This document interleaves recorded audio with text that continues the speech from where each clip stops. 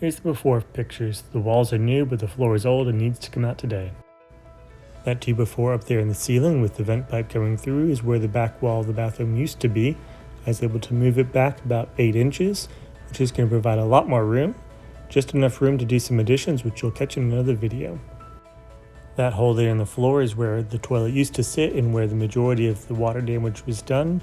I've also been using this hole to easily access the crawl space. Alright, enough talking and time to get to work. I set my circular saw depth to about 1/2 inch, and once I did that and started hitting it with the pry bar, it popped right out. I was really thankful that there's a lot of insulation in the floorboards. I can really tell, and it keeps my feet warm. Something that you don't see in every house, but I'm really truly thankful for it. I'm also being very careful to watch where my plumbing and electric lines are. I don't want to make a bigger mess.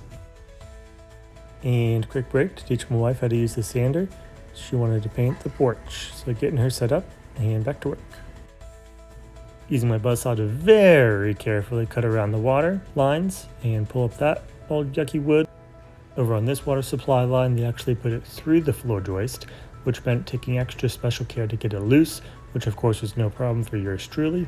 Now I'm just getting those last couple little edges and getting the nails out of the floor, and then it's time to go to Lowe's to get the replacement wood. Now this is why I love minivans. I was able to fit 4 sheets of cut plywood that Lowe's was kind enough to cut lengthwise for me, 3 kids, 2 adults, and a stroller into this minivan. Can your truck do that? And it all fit perfectly. Now would you look at that? And it got us home dry.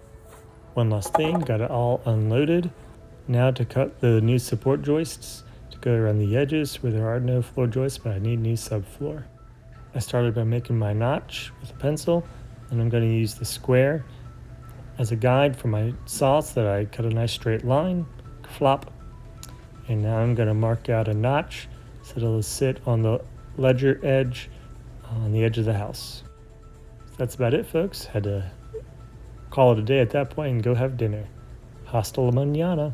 Until next time, my friends, be good, be safe.